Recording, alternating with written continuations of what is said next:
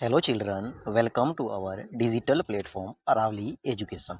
आज मैं आपको क्लास नाइन्थ हाफिली एग्जामिनेशन 2024-25 यानी कि कक्षा 9वीं की अर्धवार्षिक परीक्षा 2024-25 जो आज आपका एसएसटी सोशल साइंस विषय का सामाजिक विज्ञान का जो पेपर हुआ है 20 दिसंबर को, उसका जो सॉल्यूशन है वो मैं आपको इस क्लास के अंदर बताऊंगा। यानी कि आपके हर एक क्वेश्चन का आंसर है वो मैं यहाँ पे आप बताने जाने वाला हूँ, और फिर आप अपने क्वेश्चन पेपर से इसको मैच कर सकते हैं कि आपके कितने सही हो रहे हैं और आप अपने जो कितने मिनिमम मार्क्स आ सकते हैं उसके बारे में एक आइडिया लगा सको। तो मैं आपको यहाँ पे इसका सॉल्यूशन है वो वन बाय वन बताने जा रहा हूँ। तो सॉल्यूशन बताने से पहले मेरी आपसे एक रिक्वेस्ट है कि अभी तक आपने हमारे यूट्यूब चैनल अरावली एजुकेशन को सब्सक्राइब नहीं किया है तो प्लीज़ पहले आप हमारे यूट्यूब चैनल अरावली एजुकेशन को एक बार सब्सक्राइब कर ले, इस वीडियो को लाइक कर दे और अपने दोस्तों के शेयर कर दे। उसके बाद में फिर मैं आपको इसका सॉल्यूशन है, इसकी जो उत्तर कुंजी है, इसकी जो आंसर की है, इसकी जो उत्तर है वो मैं बताने वाला हूँ यहाँ से। ओके, आई होप आपने सब्सक्राइब कर दिया होगा। तो अब मैं आपको इसके सॉल्यूशन पर लेके चलता हूँ। तो सोशल साइंस विषय का आज का आपका पेपर था, उसके अंदर जो क्वेश्चन नंबर फर्स्ट था आपका, जो कि ऑब्जेक्टिव यानी कि जो एमसीक्यूज थे, मल्टीपल चॉइस क्वेश्चन थे, उन एमसीक्यूज के अंदर जो क्वेश्चन नंबर फर्स्ट का जो फर्स्ट था आपका कि फ्रांसीसी क्रांति के दौरान फ्रांस की राजगद्दी पर कौन बैठा था। तो who extended the throne of French during the French revolution. तो वो था आपका ऑप्शन नंबर ए, लुइस 16, ठीक है ना। जो लुइस 16 था वो इसका करेक्ट आंसर था फर्स्ट का। नेक्स्ट था आपका क्वेश्चन नंबर सेकंड, रूस में खूनी रविवार के अवसर पर श्रमिकों के जुलूस का नेतृत्व किसने किया। तो इसका करेक्ट आंसर था ऑप्शन नंबर ए, फादर गैपोन ने। तो इस किसने नेतृत्व किया था? फादर गैपोन ने। इसका क्वेश्चन नंबर फर्स्ट सेकंड का आंसर जो आपका था option number A. Question number third था आपका, निम्नलिखित में से कौन सा भारत के उत्तर पश्चिमी भाग में सर्दियों के दौरान वर्षा का कारण बनता है। तो इंडिया के जो उत्तर और पश्चिमी यानी कि नॉर्थ और वेस्ट पार्ट ऑफ इंडिया का जो उसके अंदर बारिश का कारण कौन बनता है, तो आप सबको पता है कि वो कौन सा क्या है, वो आपका है option number B, western disturbance, या फिर इसको हम बोलते हैं हिंदी के अंदर पश्चिमी विक्षोभ। आपका क्वेश्चन नंबर थर्ड था फोर्थ था, लोकतंत्र सरकार का वह रूप है जिसमें शासकों का चुनाव किया जाता है। तो लोकतंत्र के अंदर शासकों का चुनाव किसके द्वारा किया जाता है, आप सबको पता है, बाय द पीपल, जनता के द्वारा। तो ऑप्शन नंबर बी था वो इसका correct answer. Question number fifth था आपका, संविधान सभा की पहली बैठक कब आयोजित हुई थी। तो इसका करेक्ट आंसर था आपका ऑप्शन नंबर ए, 1946 को।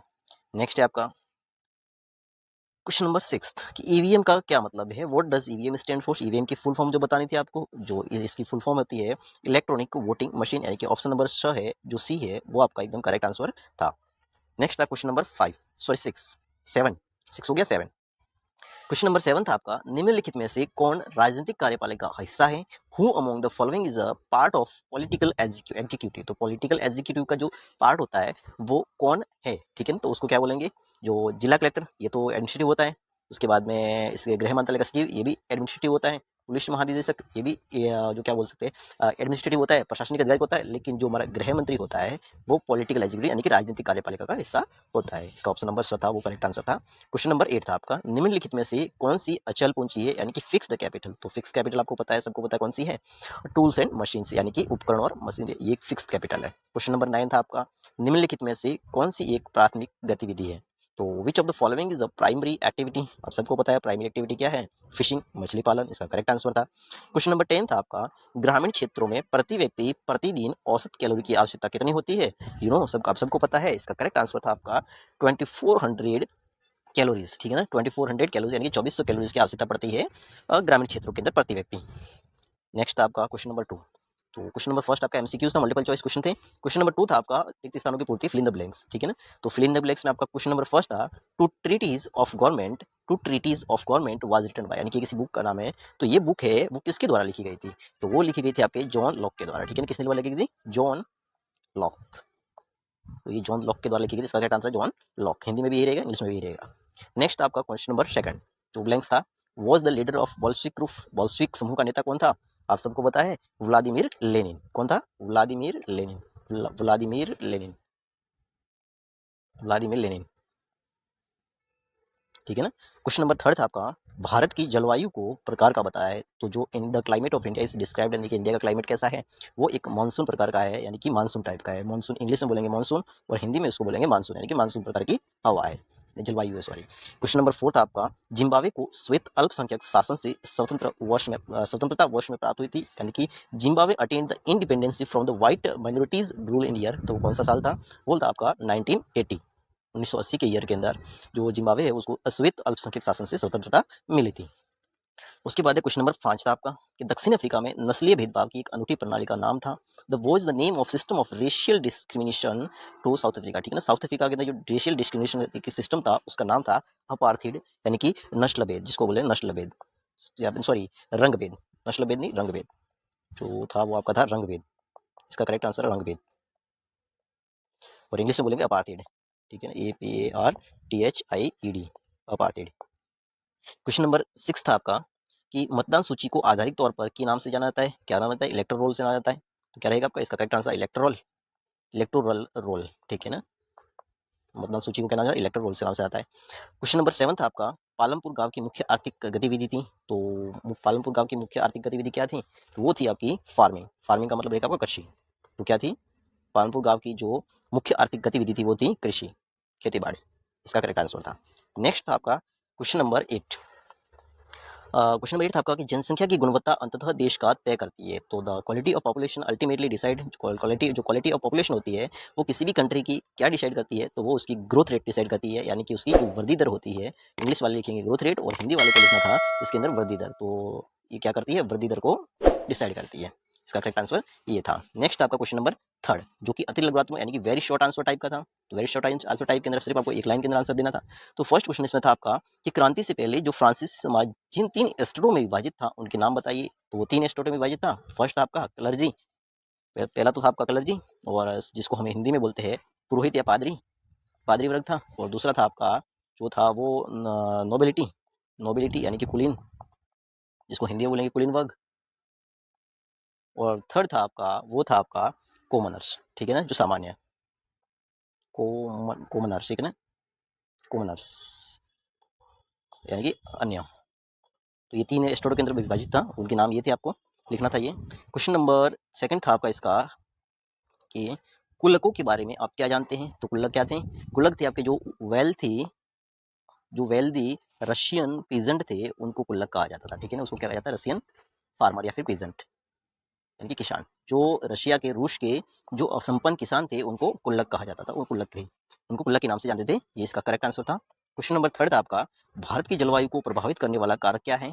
तो भारत की जलवायु को प्रभावित करने वाले कारक बहुत सारे हैं, जिसके अंदर आपका जो प्रेशर था, ठीक है ना, कि जो वायु का दबाव होता है वो था आपका। उसके बाद में जो विंड सरफेस था इसका, उसके बाद में उसकी जो विंड थी, हवा होती है, वो भी थी इसका कारण। उसके बाद में एयर सर्कुलेशन था, साइक्लोन्स वगैरह, ये सारे इसके कारण थे, इसके कारण थे, ठीक है ना।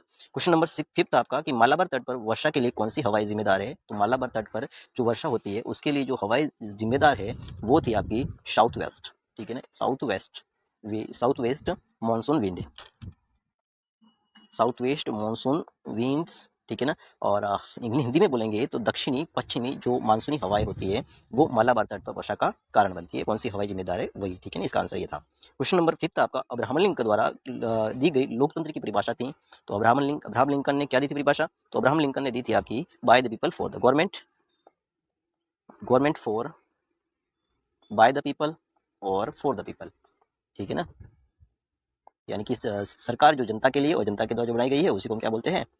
उसको लोकतंत्र है, ठीक है ना। अब्राहम लिंकन के द्वारा ये परिभाषा दी गई थी, by the people for the people, इसका करेक्ट आंसर था। क्वेश्चन नंबर 6 आपका कि भारतीय संसद के कितने सदन है, नाम लिखने थे। तो the how many houses of Indian parliamentary, तो पार्लियामेंट्री के इंडियन जो पार्लियामेंट्री उसमें 2 हाउसेज हैं, एक तो रहेगा आपका जो लोकसभा, दूसरी है राज्यसभा। इसका जो करेक्ट आंसर था आपका लोकसभा फर्स्ट, और सेकंड थी आपकी राज्यसभा, 2 भाग है, 2 सदन है राज्यसभा। नेक्स्ट आपका क्वेश्चन नंबर 7, बिजली के प्रसार से पालमपुर के किसानों को किस प्रकार मदद मिली? तो बिजली, how did the spread of electricity help farmers in Palampur, तो उसको चेंजिंग इरिगेशन सिस्टम, यानी कि जो उनकी जो इरिगेशन सिस्टम है वो बदल दिया, इस तरह से उनको मदद मिली, यानी कि उन्होंने जो इरिगेशन सिस्टम है वो उनका बदल गया इसकी वजह से, इलेक्ट्रिसिटी की वजह से। जो उनका सिंचाई का जो सिस्टम था, वो सिंचाई की प्रणाली है वो बदल गई इलेक्ट्रिसिटी की वजह से। क्वेश्चन नंबर 7 था आपका 8 था आपका, पालमपुर में खेत मजदूरों की मजदूरी न्यूनतम मजदूरी से कम क्यों है? इसके बारे में जो आपको लिखना था। क्वेश्चन नंबर 9 था कि संसाधन के रूप में लोग से आप क्या समझते हैं? तो heavy competition of work among labourers, ठीक है ना, इससे क्या होता है? हैवी कंपटीशन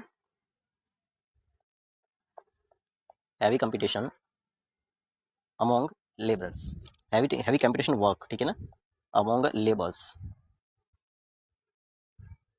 यानी कि मजदूरों के बीच में हैवी कंपटीशन है वर्क को लेकर के, उसी को हम बोलते हैं संसाधन के रूप में लोग, ठीक है ना। क्वेश्चन नंबर 10 था आपका, निर्धनों में से भी सबसे निर्धन कौन है, तो आप सबको पता है, एक तो महिला, दूसरा रहेगा आपका जो बच्चे, और तीसरा है जो वृद्ध लोग हैं वो, यानी कि उनको इतनी जो सुविधाएं नहीं मिल पाती, उस वजह से उनको निर्धनों में से निर्धन कहा गया है।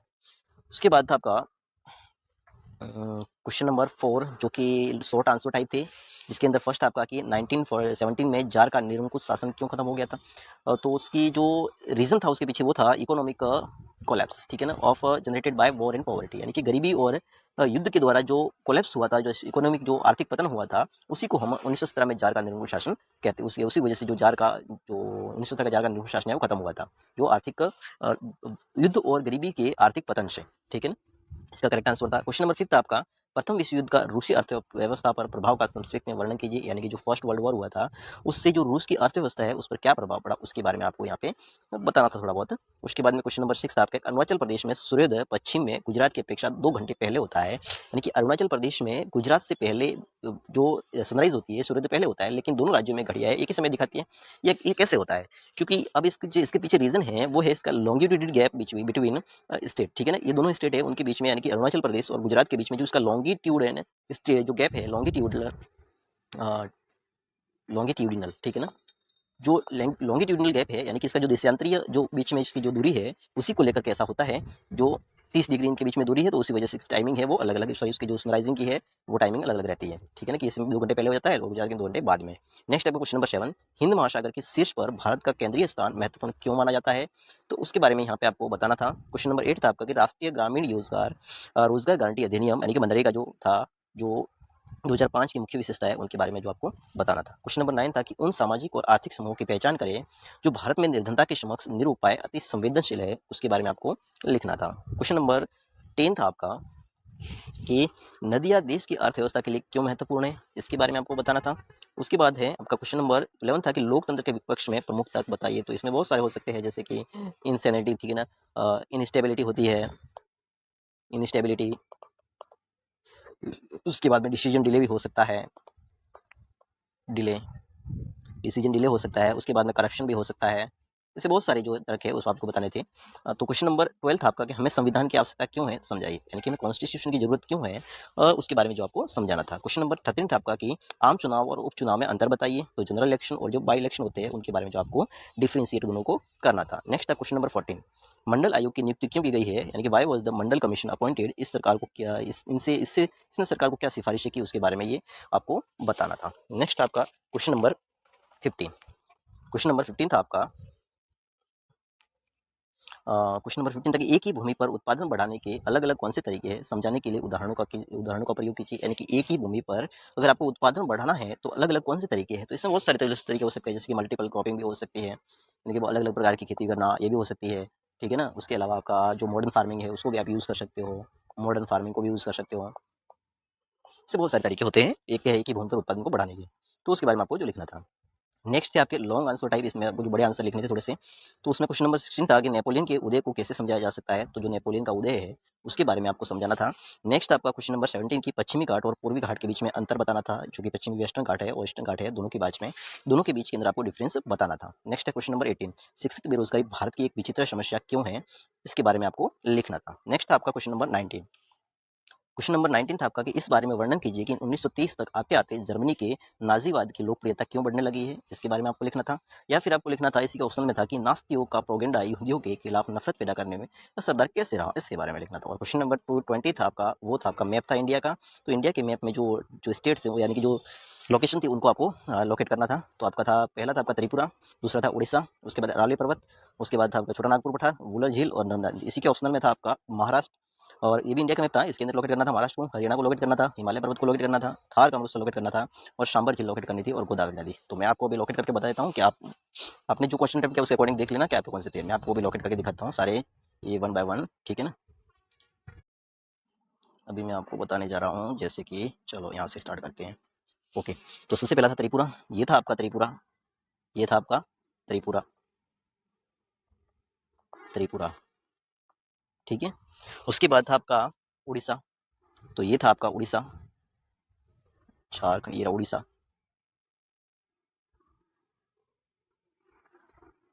सॉरी उड़ीसा। उसके बाद था आपका अरावली पर्वत। अरावली पर्वत गुजरात से लेकर के यहाँ दिल्ली तक फैला हुआ है, ये था आपका अरावली, अरावली पर्वत। उसके बाद आपका था छोटा नागपुर पठार, तो यहाँ झारखंड के अंदर आपका रहेगा आपका छोटा नागपुर का पठार, यानी कि ये वाला जो एरिया है वो था आपका छोटा नागपुर का पठार, छोटा नागपुर पठार, ठीक है। उसके बाद था आपका वुलर झील, तो वुलर झील आपको सबको पता है कहाँ है, जम्मू कश्मीर के अंदर, तो यहाँ थी वुलर झील। नेक्स्ट आपका नर्मदा नदी, नर्मदा नदी अमरकंटक मध्य प्रदेश से निकलती है, तो यहाँ से थी, अब गुजरात में बहती है, खंबात की खाड़ी में गिरती है, तो यहाँ पे रहेगा आपका नर्मदा नदी, ये रही नर्मदा नदी। उसके ऑप्शनल में था आपका महाराष्ट्र, तो महाराष्ट्र, ये रहा महाराष्ट्र, ये जो स्टेट है पूरा महाराष्ट्र है, यहाँ से यहाँ तक ये। नेक्स्ट था आपका हरियाणा, ये रहा हरियाणा आपका। उसके बाद था आपका हिमालय पर्वत, तो यहाँ से लेकर के यानी कश्मीर से लेकर के म्यांमार तक का ये जो फैला हुआ है वो सारा है आपका हिमालय पर्वत, तो यहाँ पर आपको लिखना था, यानी कि आपको इस तरह से आपको लिखना था हिमालय, हिमालय पर्वत यहाँ से यहाँ तक पूरा फैला हुआ है। उसी बात के लिखना था आपको थार का मरुस्थल, तो थार का मरुस्थल आ जाएगा आपका यहाँ से लेकर के, यहाँ से ले गुजरात में भी है, इस तरह से ये आपका थार का मरुस्थल आ जाएगा, थार आ जाएगा, ठीक है। उसके बाद था आपका सांबर झील, तो सांबर झील जयपुर के अंदर आप सबको पता है, तो यहाँ लिखना था आपको सांबर झील। उसके बाद था आपका गोदावरी नदी, तो गोदावरी नदी कहाँ से निकलती है, तो गोदावरी नदी आंध्र प्रदेश से निकलती है, तो यहाँ से आपको लिखना था आंध्र प्रदेश गोदावरी नदी। तो इस तरह से मैंने आपको जो मैप है मैपिंग सारी करवा दी थी, ठीक है ना। आप अपने देख लेना कि आपने कौन सा क्वेश्चन अटेम्प्ट किया था, उसके अकॉर्डिंग आपने सही कराया कि नहीं कराया, ठीक है ना। तो इस तरह से आज का आपका जो पेपर सामाजिक विषय का सोशल साइंस का जो पेपर हुआ था उसकी जो आंसर की है वन बाय वन सारे क्वेश्चन के आंसर है मैंने बता दिए हैं। आई होप आपने अच्छे से पेपर को अटेम्प्ट किया होगा, और मैं उम्मीद करता हूँ कि जो आगे वाला आपका कल एग्जाम होने वाला है उसमें भी आप अच्छे से क्वेश्चन को अटेम्प्ट करने के और आपकी